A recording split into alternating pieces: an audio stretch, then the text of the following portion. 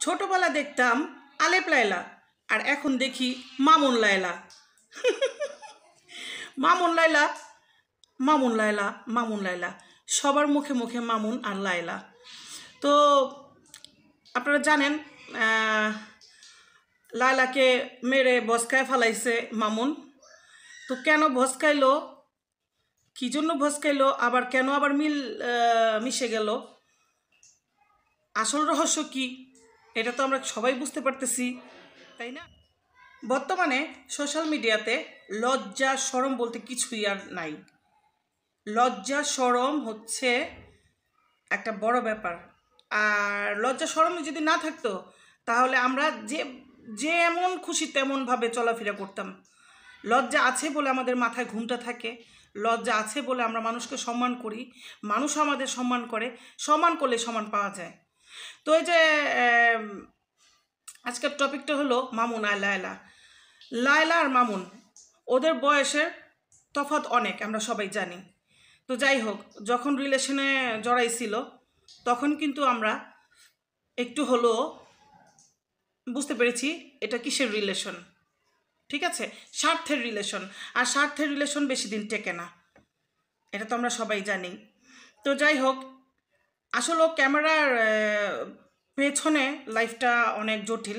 ক্যামেরার সামনে সবাই হাসি খুশি, আমিও হাসি খুশি, কিন্তু লাইফে মানুষের কেউ শান্তি নেই। আয়ুব বাচ্চুর একটা গান শুনেন নাই,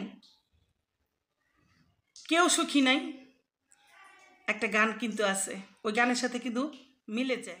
সুখেরও পৃথিবী, সুখেরও অভিনয়, যতই আড়ালে থাকো আসলে কেউ সুখী নয়। সত্যি আমরা কিন্তু কেউ সুখী নাই, কেউ না, কেউ বলতে পারবে না সুখী আছে। আল্লাহ অনেকেরে অনেক কিছু দিছে, তারপর সুখী নাই। কেউ আছে কিছু নাই, বেশ সুখে আছে তারা। ঠিক আছে, তো আজকে হচ্ছে মামুন আর লায়লা যে ভিডিও ভাইরাল হচ্ছে, 2-3 দিন ধরে অনেক অনেক ভিডিও আমি দেখতেছি, কিন্তু ভিডিও আমি নিজে তৈরি করি না, অনেকেই তৈরি করতেছে ভাইরাল হওয়ার জন্য।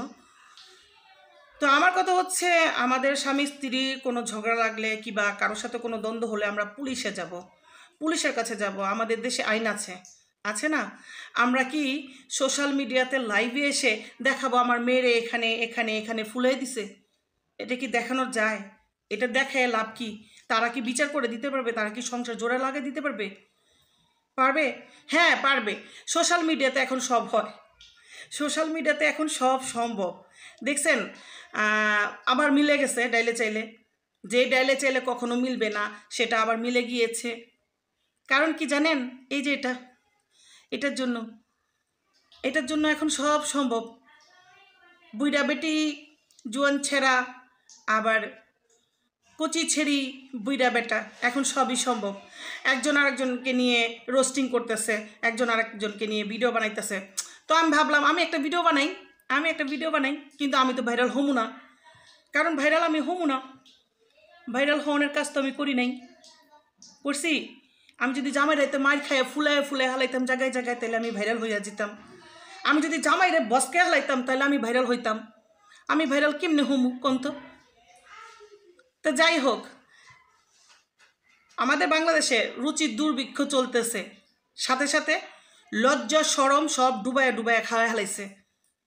ঠিক আছে, চা কফি খায় না এখন বর্তমানে বেশি বেশি, তারা চা আর কফির সাথে লজ্জা শরম সব ডুবাইয়া খায় ফেলাইতেছে।